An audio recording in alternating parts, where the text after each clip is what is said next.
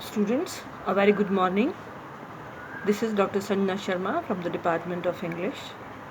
In our last class, we started the essay My Wood by famous British essayist E.M. Forster. Yesterday, we came to know about the life and achievement of Forster.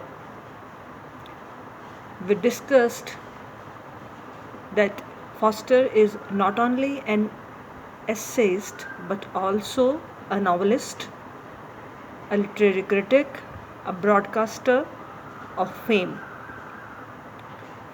And we came to know his achievements as an author in various fields. Let us today begin the critical and the textual analysis of the essay. I hope you have opened your books. Let us come to page number 136 of your prescribed textbook and let us start the essay. My Wood. A few years ago, I wrote a book which dealt in part with the difficulties of English in India. In the very first line, we find a reference to the novel written by Forster. The name of this novel is A Passage to India. It was published in 1924. This book, this novel, it's a very famous one. It describes the British Raj, the time when India was a colony to the Britishers. One of the prominent themes of the novel is human relationships, the interpersonal relationships that we have with each other. So, it covers the era when India was a colony to the British Raj, to the Britishers. Feeling that they would have had no difficulties in India themselves, the Americans read the book freely. So he is giving us an account what happened when this novel was published. The Americans, they welcomed the novel. It was widely read by them. It was a very popular book in America. The more they read it, the better it made them feel, and a check to the author was the result. So, it was widely published, it was widely purchased, and Forster received a lot of money after publishing this novel.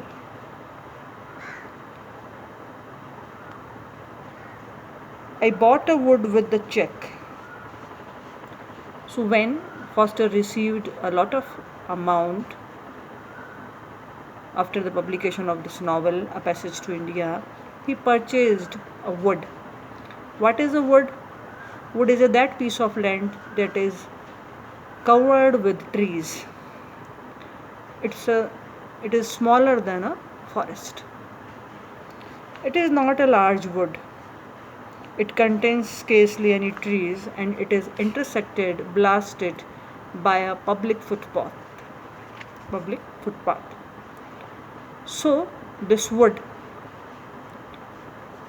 it didn't have much cultivation, but the notable thing about this wood was that it had a footpath and people used it to go from one place to another place. They used that footpath, that intersection that was there, that went through this piece of land. Still, it is the first property that I have owned. So, it is right that other people should participate in my shame and should ask themselves, in a sense that will vary in horror, this very important question: what is the effect of property upon the character? Don't let us touch economics. it is another question, a more important question perhaps, but another one. So he says, this wood, it is the first property that I own, and when I purchased this property, people asked me so many questions. The main question was not that of profit, the profit that he might have earned by purchasing that wood. The questions were not related with economics. The questions dealt with a totally different aspect. Let us skip to psychology. If you own things, what's their effect on you? What's the effect on me of my wood? So variously he was questioned by his companions, his friends, his colleagues, that what is the effect on your personality as now when you are an owner of this piece of land. These questions were not related with the profit, the money that he might have earned after that bargain, but these people questioned how you have altered after this purchase. What are the changes that you perceive in your personality after this bargain? Has your behavior changed? Has your reactions to the people changed? Has your attitude towards life undergone a change? Do you perceive a change in your psychology? So, Foster says that when he had purchased that piece of land, he encountered so many questions that people asked him about the effect, the result of this bargain. And these questions were related to the changes that might have occurred in Foster's personality, in his thought process, in his behavior towards other people. So, in the first para, he begins the essay with his own experience.